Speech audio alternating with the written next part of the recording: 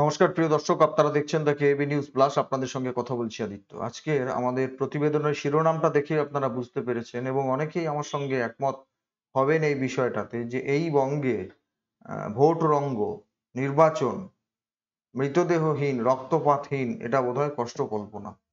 গোটা ভারতবর্ষ জুড়ে লোকসভা নির্বাচন চলছে, অষ্টাদশ লোকসভা নির্বাচন গণতন্ত্রের শ্রেষ্ঠ উৎসব। গোটা দেশ জুড়ে চললেও বিক্ষিপ্ত হিংসা হয়তো কোথাও কোথাও খুব সামান্য খবর আসে, কিন্তু পশ্চিমবাংলার শিরোনামে বেশ কিছু বছর ধরে যুগের পর যুগ এর থেকে মুক্তি আমাদের কার্যত নেই।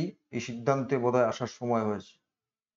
এটা সত্যি সত্যি কষ্ট কল্পনা হয়ে দাঁড়িয়েছে। গত পঞ্চায়েত নির্বাচন, তার আগের বিধানসভা নির্বাচন, তার আগের পৌরসভা নির্বাচন, তার আগের বিধানসভা লোকসভা, পর পর পর পর পরম্পরা এইরকম হয়ে দাঁড়িয়েছে যে খালি সংখ্যাটা হয়তো কোনোবার 50, কোনোবার 52, কোনোবার 45, 48 হতে পারে, কিন্তু এই রক্তপাতহীন নির্বাচন, মরদেহহীন নির্বাচন সেটা কিন্তু পশ্চিমবাংলায় কার্যত অসম্ভব হয়ে দাঁড়াচ্ছে। প্রথম 4টে ফেজ মোটামুটি নির্বিঘ্নে কেটেছিল, যদিও প্রথম দফায় ওই আলিপুরদুয়ার কুচবিহারের দিকে নিশীথ প্রামাণিক এবং দিনহাটাতে কম বেশি একটু ধাক্কাধাক্কি, একটু বিক্ষোভ ইত্যাদির খবর এলেও সেই অর্থে রক্তারক্তি বা মরদেহের কোনো খবর আসেনি। দ্বিতীয় তৃতীয় দফাও বেশ শান্তিপূর্ণভাবেই হয়ে গেছে বলা যায়। চতুর্থ দফা নির্বাচনের আগে পূর্ব বর্ধমানের কেতুগ্রামে একজন তৃণমূল কংগ্রেসের কর্মীর খুন হওয়ার খবর পাওয়া গেছে। ঠিক নির্বাচনের আগের রাতে তিনি খুন হয়েছিলেন।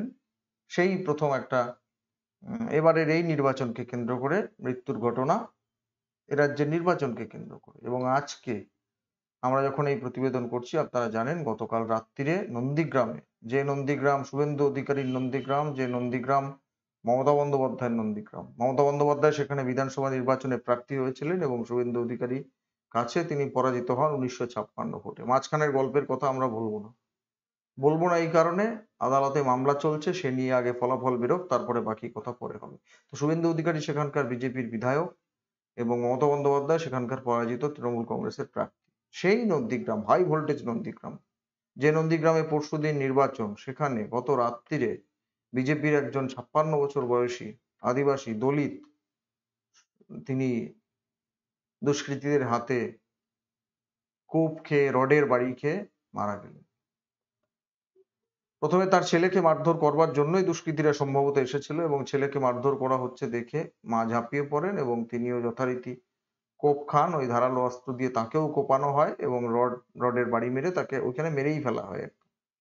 তার ছেলে এখন কলকাতার একটা হাসপাতালে ভর্তি রয়েছেন। তার অবস্থা অত্যন্ত আশঙ্কাজনক, প্রায় কোমায় চলে যাওয়ার মতো। তারও ফিরে আসার সম্ভাবনা কম। আমরা তার দ্রুত আরোগ্য কামনা করছি। তারা ফিরে আসুক। শুধু তিনি নন, তার সঙ্গে আরো যারা আহত হয়েছেন তারা প্রত্যেকে সুস্থ হয়ে ঘরে ফিরুন। আর যিনি রথিবালা আড়ি, তিনি চলে গেছেন। এই রথিবালা আড়ি নামটা শুনে আমার পট করে মনে পড়েছিল ওই ওই এলাকার রাধারানী আড়ি যে হত্যাকাণ্ড, সেই নামটা তার সাথে মিলমিশ অনেকটা আছে। তো রথিবালা আড়ি তিনি আজকে চলে গেলেন। 56 বছর বয়সী এই বাংলার একজন মা, দলিত পরিবারের একজন রমণী, তিনি চলে গেলেন। সেজন্য বলছি যে কষ্ট কল্পনা। কয়েকদিন আগে তমলুকের হলদিয়ার সভা থেকে বোধহয় মাননীয় মুখ্যমন্ত্রী বলেছিলেন যে লোডশেডিং করে সমস্ত বুথ লুট করে আমার সঙ্গে প্রতারণা করা হয়েছে। নন্দীগ্রাম ওনার সঙ্গে প্রতারণা করেছিল।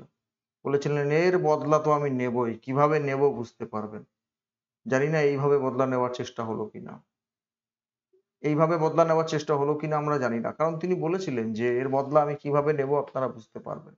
প্রকাশ্য সমাবেশ থেকে বলেছিলেন। আজকে কথাগুলো রিলেট করতে পারছেন মানুষ। তার প্রকাশ্য মঞ্চ থেকে আমি সেদিনই বলেছিলাম যে যে নেত্রী বদলা নয় বদল চাই বলেছিলেন, সেই নেত্রীর মুখে আজকে বদলা চাই বা বদলা নেব সেই কথা ঘোষিত হচ্ছে।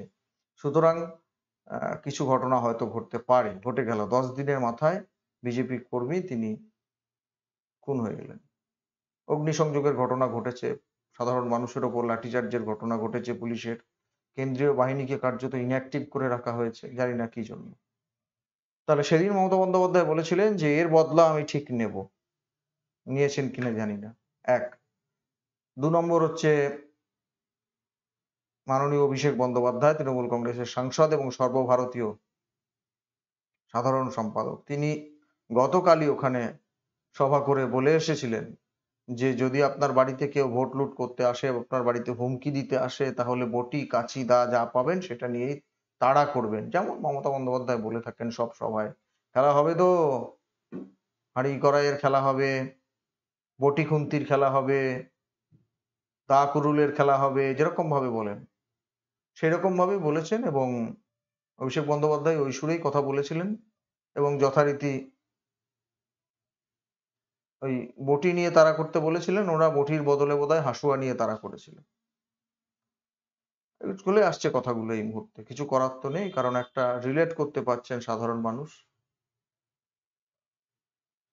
আর একটু বাক সংযমের প্রয়োজন ছিল নাকি মানুষকে এভাবে উত্তক্ত করা? এবং নেতারা যখন, ওই স্তরের নেতারা, রাজ্যের মাননীয় মুখ্যমন্ত্রী বলুন বা অভিষেক বন্দ্যোপাধ্যায় সাংসদ, তৃণমূল কংগ্রেসের সেকেন্ড ইন কমান্ড এই মুহূর্তে, তাদের কাছ থেকে যখন এই ধরনের কথা আসে, তখন দলের কর্মীরা অনেকটা উৎসাহিত হন এবং কার ঘাড়ে কটা মাথা আছে দেখে নেব, এরকম একটা ব্যাপার। আর কলকাতা থেকে তৃণমূল কংগ্রেসের যে প্রতিনিধিরা গেছেন, মানে দুজন, রাজীব বন্দ্যোপাধ্যায় এবং পার্থ ভৌমিক, তারা কি বলেছেন? তারা বলেছেন যে, রাজীব বন্দ্যোপাধ্যায় বললেন যে পারিবারিক কোনো বিবাদ, ওখানে তৃণমূল সেভাবে নাকি সবলই নয়, পারিবারিক বিবাদ, রাজীব বন্দ্যোপাধ্যায় বললেন। বিজেপিতে ঘুরে এসেছিলেন রাজীব বন্দ্যোপাধ্যায়, সেই রাজীব বন্দ্যোপাধ্যায় বললেন ওটা পারিবারিক বিবাদ।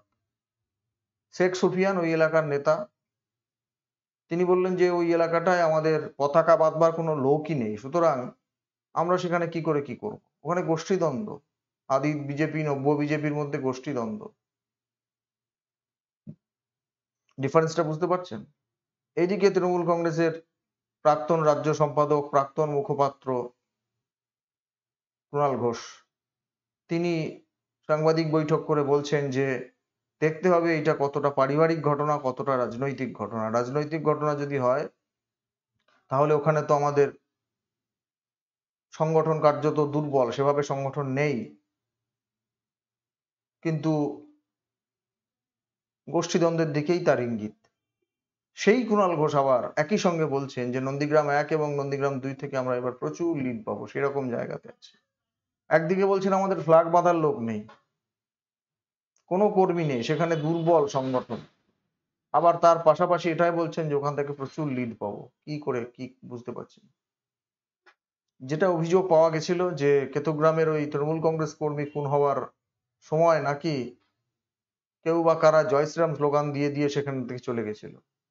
আর এই যে গতকাল রথিবালা আরিকে খুন করা হয়েছে, যারা অভিযোগ করেছেন, অভিযোগপত্রে তারা লিখেছেন বা বলবার চেষ্টা করেছেন যে জয় বাংলা স্লোগান দিতে দিতে দুষ্কৃতীরা চলে গেছে।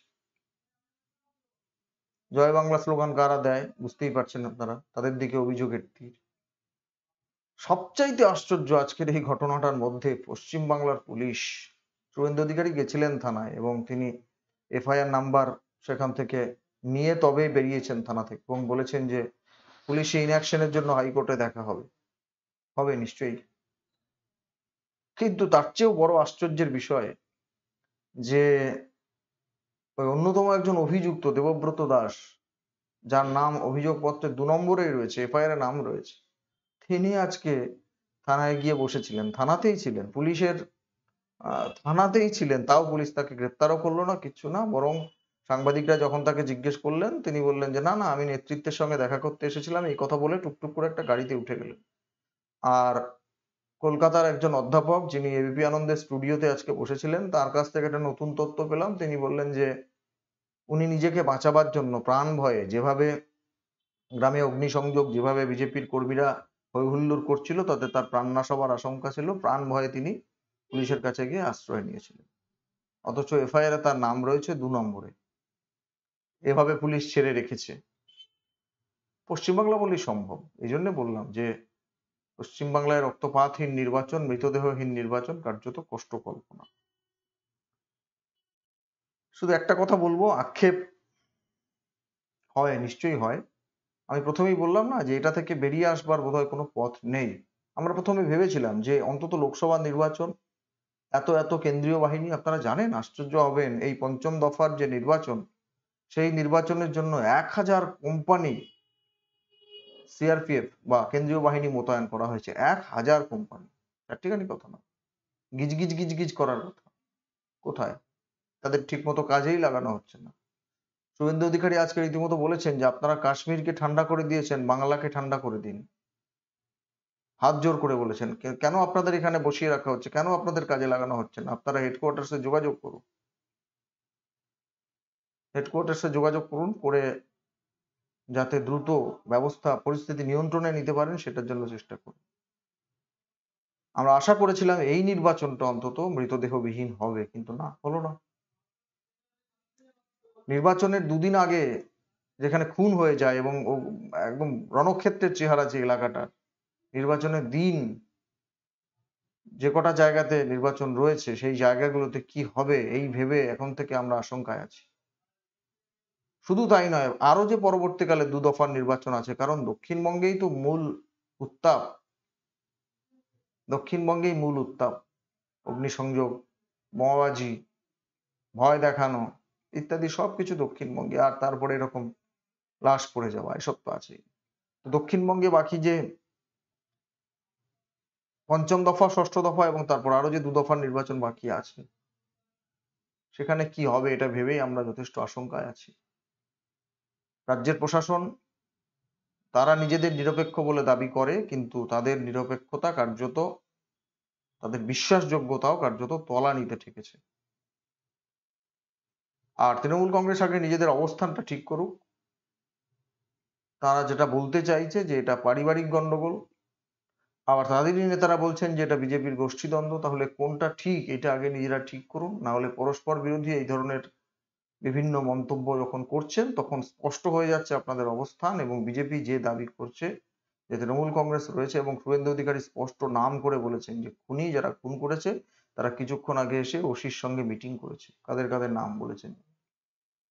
সেই যে অভিযোগ, বিজেপির অভিযোগ, শুভেন্দু অধিকারীর অভিযোগ, সেই অভিযোগের তীর কিন্তু একটা সঠিক দিকে যাওয়ার চেষ্টা করছে। কারণ তৃণমূল কংগ্রেসের পরস্পর বিরোধী যে বক্তব্য, মতামত, তাতে এটাই ইঙ্গিত করছে যে বিরোধীরাই হয়তো সঠিক কথা বলছেন এবং এই রাধারানী আড়ি তিনি যে মারা গেছেন এর পেছনে শাসক দলের দুষ্কৃতীরা থাকলেও থাকতে পারে। সবশেষে আরো একবার রাধারানী আড়ি তিনি প্রয়াত হয়েছেন, তার আত্মার প্রতি শ্রদ্ধা নিবেদন করছি। আর যারা অসুস্থ অবস্থায় চিকিৎসাধীন রয়েছেন, আশঙ্কাজনক অবস্থায় চিকিৎসাধীন রয়েছেন, তাদের প্রত্যেকের দ্রুত আরোগ্য কামনা করছি। তারা আমাদের কাছে ফিরে আসুন। আজকের প্রতিবেদনে আমাদের এটুকুই বলার ছিল। আপনারা দেখতে থাকুন আমাদের প্রত্যেকটা প্রতিবেদন। ভালো লাগলে চ্যানেলটি সাবস্ক্রাইব করুন, শেয়ার করুন এই প্রতিবেদনটি। ধন্যবাদ।